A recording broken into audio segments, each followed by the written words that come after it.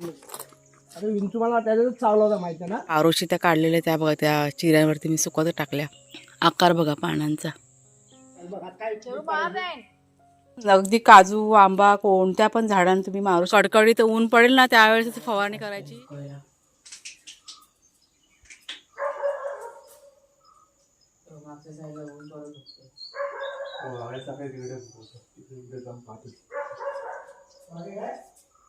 पाठीमागे जाऊन मुकवता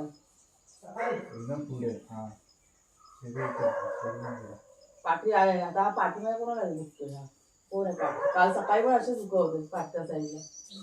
असतात ना प्राणी असतात पाठच्या साईडला. आता ते गौरडी काही प्राण्याचे चावून लागले दुखत आहे. हो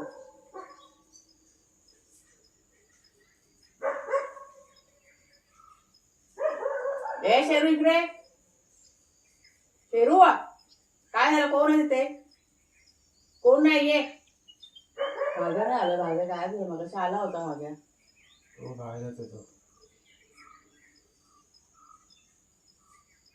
तुला नको असतील तर ते आतमध्ये खाण्यामध्ये आपण पडते. माती लागून खराब होती. चेक करा. मोजे आहेत काय? मोजे धुवायला काढते. हे सगळं किती पातळ झाले.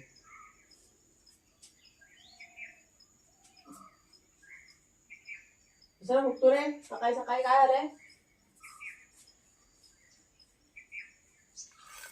साईडला करतो. ते साईडला कर.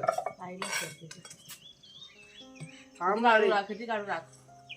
आणि दोन्ही डॉक्टर बघ. अजून एक जीव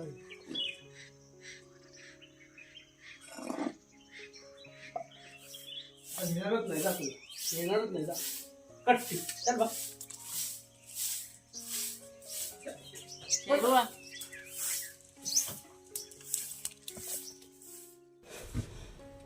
तर गेल्या 2 दिवसापासून तुम्ही बघताय व्हिडिओमध्ये आपलं बागेतलं काम चालू आहे. म्हणजे साफसफाईचंच काम चालू आहे. आज सोमवार दिवस आणि म्हणजे ह्या साईडचं करून झालं होतं. त्याच्यामुळे आता ही जी म्हणजे बाजू आहे ना, जिथे बघा आपण पडवीचं काम करायला घेतलं त्यावेळेस सगळं सामान आणून इथे ठेवलं होतं. चूल पण इथेच मांडली होती.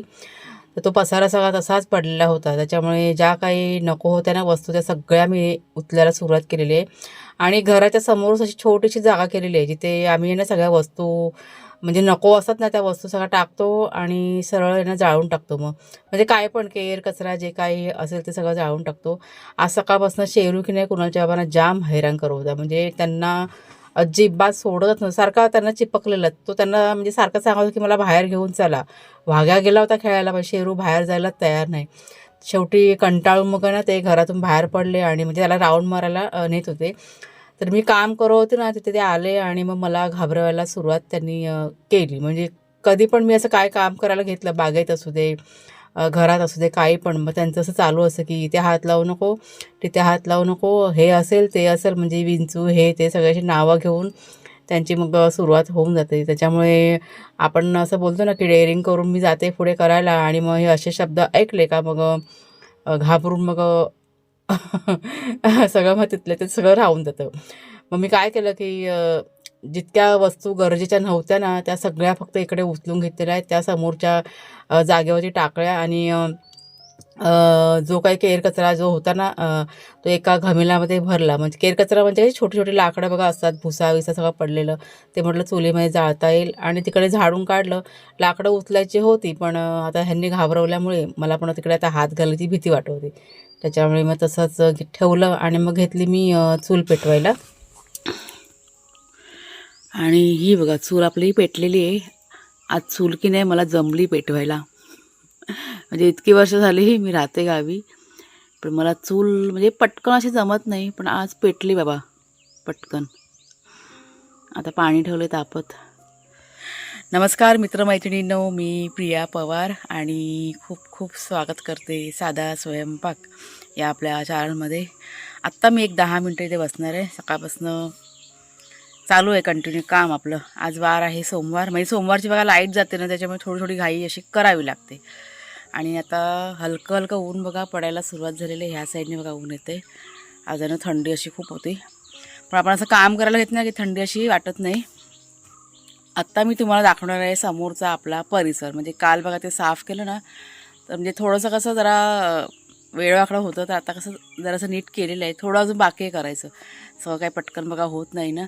त्याच्यामुळे जितकं झालेलं आहे तितकं साफ करून घेतलेलं आहे. पण असं इतकं छान वाटतं ना, मस्त वाटतं आणि असं मोकळं मोकळं वाटतंय. म्हणजे इथं आरामात आपण असं छान असं खुर्ची टाकून बसू शकतो, इतकं छान झालेलं आहे. तर हा बघा, हा आपला समोरचा परिसर किती मोकळा झालेला दिसतोय बघा. आता हा मंडप अजून नाही काढलाय, कारण तिथे ना घरटं घातलंय पक्ष्यांनी. त्याच्यामुळे म्हटलं राहू दे, नंतरला म्हणजे पिल्लं पण दिलेले आहेत, त्याच्यामुळे म्हटलं राहू दे म्हटलं. आणि समोरचं जे आहे ना साफ करायचं ते बघा, दिसतं ना तुम्हाला, ते करू हळूहळू, ते पण होऊन जाईल. पण झालं एवढा भाग मोकळा झालेला आहे. थोडंसं काही जिथे राहिलं आहे ना ते सगळं म्हटलं उचलूया सावकाश, असं. पण असं बरं वाटतं असं. हे बघा इथे असं सगळं. आता असा हिवाळा आहे त्याच्यामुळे जरा असून हिरवं आहे कुठं कुठे, पण एकदा का हिवाळा गेला की म्हणजे गरमी चालू झाली ना का ते सगळं सुकून जाईल आपोआप. दवाचं पाणी पडतं ना त्याच्यामध्ये, रान बिन कसं अजून कुठं कुठे आहे जिवंत, पण चांगलं झालं. त्याच्यामुळे इथे आता वावरायला कसं बरं झालेलं आहे. आता ही चहाची पात बघा कापले, त्याच्यामुळे थोडंसं मोकळं वाटतंय. आता ती म्हणजे आम्ही असं ठरवलं आहे की जेव्हा पण आता ही पात अशी वाढत जाईल ना, तर कटिंग करून टाकायची, जितकी गरजेची तितकी ठेवायची. असं जास्त अशी भरपूर अशी वाढू नाही द्यायची. ती वाढली म्हणजे कशी पावसामध्ये पाणी भरपूर मिळालं ना, त्यावेळेस ती भरपूर अशी वाढली होती. पण छान झाली बघा. आता किती बघा आहेत, 1 2 3 4 5 6 7 8, इथेच 8 आहेत आणि तिकडे 1, अशा 9 चहाच्या पाती आपण लावलेल्या आहेत असं. पण ते लागतं असं, कोण आलं गेलं की द्यायला पण बरं पडतं ना, त्याच्यामुळे ते राहू देत, उगाच काढून नाही टाकायचं, असू देत. लावलेली वस्तू आहे ती काढायची नाही. आणि पारोशी त्या काढलेल्या त्या बघा, त्या चिऱ्यांवरती मी सुकवत टाकल्या, इथे ऊन चांगलं येतं ना. आता बाकीचा जो परिसर आहे तो होईल सावकाश, पण बरं झालं आता. हे बघा, हे थोडं थोडं आता सगळं दिसायला सुरुवात झालेली आहे. हे इकडचं पण रान आहे ना, मध्ये काढलं होतं, पण ते परत दवाचं पाणी पडतं आणि वाढतं. हे जंगली झाडांना पाण्याची गरज नसते, थोडंसं जरी भेटलं ना तरी पण त्यांची वाढ पटापट होते. असं सगळं आहे. कसं झालं आहे, आवडलं ना तुम्हाला सर्वांना? मस्त असं मोकळं वाटतं आहे. तर कालपासून असं बघते ना, मला असं बघून बघून आनंद होतो आहे. म्हणजे असं सगळं स्वच्छ दिसलं ना की बरं वाटतं. मला थोडंसं जरा आहे ते मी नंतरला हळूहळू सगळं थोडं थोडं करून मला चाललेलं आहे झाडून घ्यायचं. ह्या सगळ्या गोष्टी आहेत. चला आता मी चालले घरामध्ये. आज सोमवार असल्यामुळे कुणाल पण आज लवकर बसले काम करायला, कारण लाईट गेली का सगळं गडबड होऊन जाणार कामाची. त्याच्यामुळे बघू आता काय ते. आपल्या बागेमध्ये पण असं पालक वगैरे लावला होता आणि तो थोडासा चांगला असं रुजला आहे. आणि बियाणं वगैरे लावलं होतं आणि ते काही असं फारसं असं रुजलं नाही हो, 2-3 बियाणंच फक्त रुजून आलेले आहेत. का ते माहीत नाही, ते इतकं चांगलं खत पाणी केलं होतं तरी पण जसं पाहिजे तसं नाही रुजलेलं आहे. पण जे काय थोडंफार रुजलं आहे ते तुम्हाला मी नंतरला दाखवते. मुळ्याची भाजी पण बघा लावलेली ना. आता कसं वाफे वगैरे करायचा विचार चालला आहे आमचा, कारण थोडीशी त्या साईडला जागा कशी मोकळी झालेली आहे. आणि आता इथे पण बघा जागा कशी ना बऱ्यापैकी मोकळी झालेली आहे. ते बघू आपण आता कसं जमते ते. कामं इतके असतात ना आजूबाजूची घरात, त्याच्यामुळे वेळ किंवा थोडासा कमी पडतो आणि मग थकायला होतं. पण जशी जशी कामं कमी होत जातील ना, मग मग वेळ असला ना की पटकन असं बरं पडतं. मग अशा सगळ्या गोष्टी आहेत. चला, आपल्या कलिंगडाच्या वेली मात्र खूप छान झाल्या आहेत, त्या तुम्हाला मी दाखवते. काल साफ करताना दाखवल्या होत्या, जवळून दाखवल्या की माहीत नाही, पण छान झाल्या, दाखवते तुम्हाला. हे बघा, हे काल सगळं ना मी साफ करून घेतलं होतं. हे किती मस्त अशा म्हणजे आता कशा सुटायला सुरुवात झालेली आहे वेली. आणि एका खड्ड्यामध्ये 3-3 रोपं असे आलेले आहेत. 3-3 काय, हां 3-3 आहेत. आणि इथे चिबूरची वेल बघा रुजले. आणि कलिंगड पण आलेला आहे थोडासा, पण तो खूप लहान आहे. आता बघूया त्याची वाढ होते की नाही. चिबूरची वेल मात्र चांगली झाली आहे, तर ती वाढेल, फळ धरेल काय माहीत नाही. इथे फक्त एकच कलिंगडाचं रुजलं आहे, पण वाढ मात्र बऱ्यापैकी झाले. त्याला आता कसं खत पाणी करायचं बाकी आहे, ते आता बघू नंतरला देऊ. आता हे कसं चाललं होतं ना, आता हळूहळू करू ते पण छान झालं आहे बघा. कलिंगडाला कसं पाणी भरपूर लागतं, त्याच्यामुळे आमच्याकडे जरा पाण्याची अडचण, पण तरी पण लावलं आहे. आपण आपल्या ह्याच्याप्रमाणे पाणी देऊन ते वाढवायचं. असं ह्याची पानं बघा कशी असतात, ती आकार बघा पानांचा हे बघा. पानांवरनं की नाही ओळखता येतात कुठली वेळ कसली आहे ती. आणि आता पुढचं काय ते ही चहाची पात जी काढली होती ना ही बघा कालची तशीच ठेवलेली आहे मी. ते ना अगोदर उन्हामध्ये सुकत घालणार आहे. म्हणजे अगोदर कटिंग नाही करणार, बाहेर ना तिकडे जरा ऊन आलं ना का चटई अंतरते आणि चटईवर सुकत घालते. मग सुकल्यानंतर कटिंग करून टाकणार.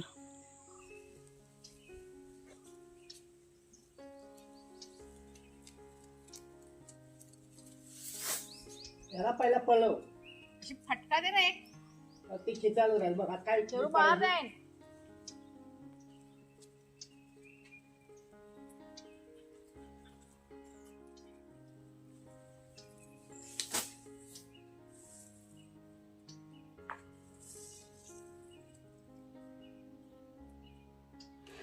तर आता तुम्हाला मी दाखवते औषध फवारणी. मला वाटतं काहीतरी परवाच्या दिवशीच्या व्हिडिओवरती कमेंट आली का ताईंची की औषध फवारणी दाखवा. म्हणजे 2 वेळा दाखवलं तरी पुन्हा एकदा दाखवते, कारण आज आहे ना करायला घेतलेलं आहे म्हणून दाखवते परत.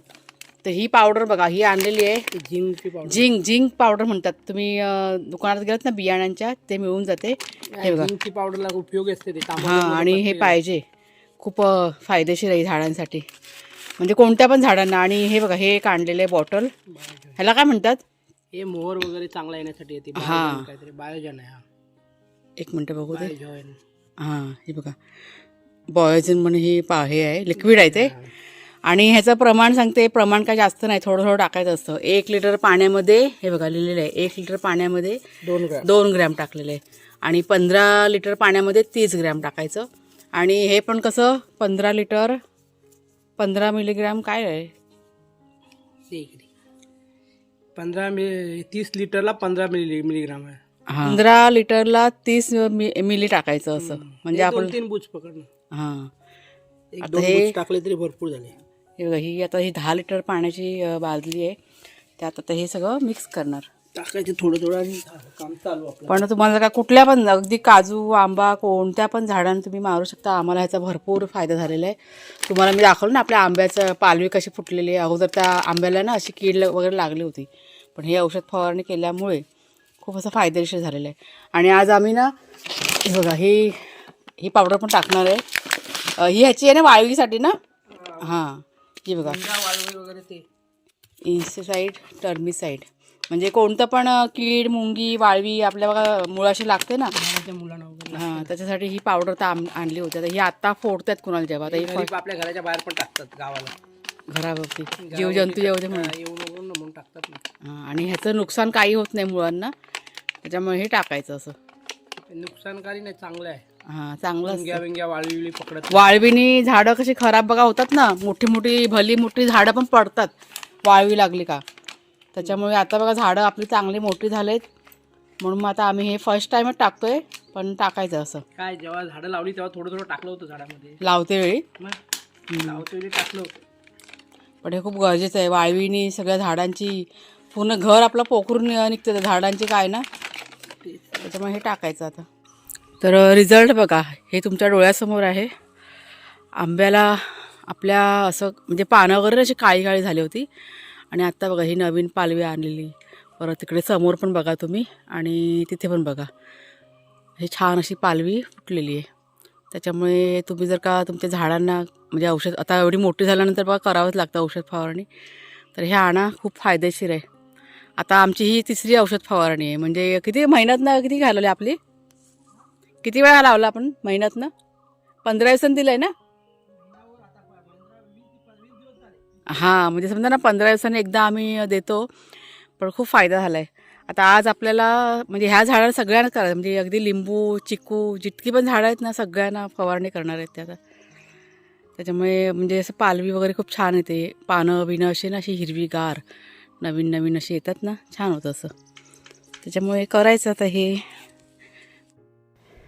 तर 10 लिटर पाण्यामध्ये लिक्विडवाला औषध आणि नंतरला पावडरवाला औषध आहे ना ते मिक्स केलं, आणि त्यानंतर त्याच्यामध्ये 2 केस धुवायचे शॅम्पू बघा असतात ना ते टाकलेले आहेत. म्हणजे ह्या शॅम्पूमुळे काय होतं ते आपण बघा हे औषध फवारतो ना झाडांवरती, तर ते औषध कसं त्या पानांना असं चिपकून राहतं. म्हणजे शॅम्पू कसं सुकतं ना, त्याच्यामुळे शॅम्पूचा जरूर वापर करायचा तुम्ही जर का औषध फवारणी करत असाल तर. म्हणजे खूप छान असा रिझल्ट आम्हाला आलेला आहे. त्याच्यामुळे ही गोष्ट मी तुमच्याशी शेअर केली.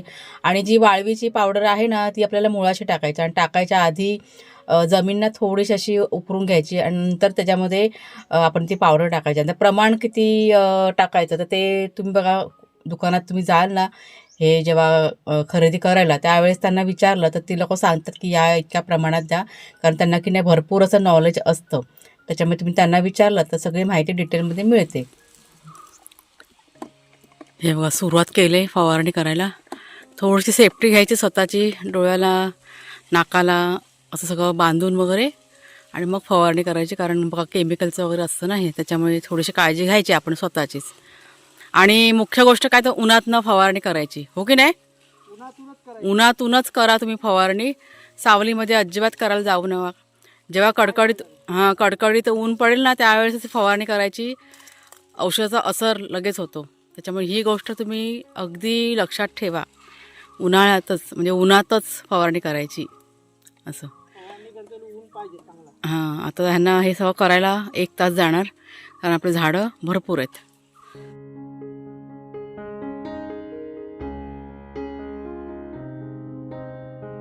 शेरू इकडे ये. शेरू, हे बघा संध्याकाळचा टायमिंग झाला आता.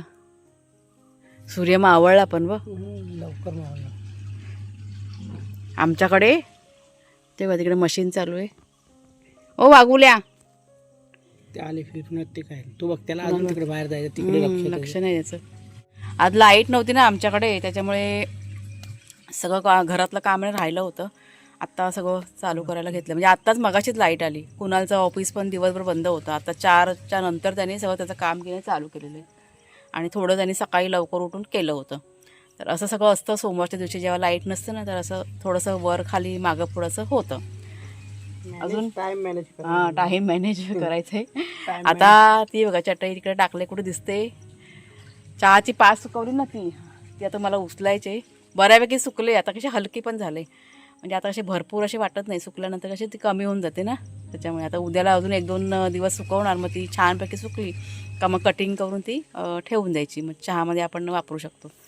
तर अशा पद्धतीने कोणती पण वस्तू वाया नाही घालवायची, झालेली एक्स्ट्रा. तर चला, मग आजचा व्हिडिओ आता इथेच थांबवते. कसा वाटला जरूर सांगा. आवडला असेल जरूर लाईक करा, शेअर करा. नवीन असाल तर सबस्क्राईब करा. पुन्हा आता आपण पुढच्या व्हिडिओमध्ये भेटूया. तोपर्यंत खूप खूप धन्यवाद. कुणाच्या बाबांचा चेहरा बघा, त्यांनी ना मूचच सही काढून टाकली. किती वेगळा दिसतो चेहरा. ए या शेरू.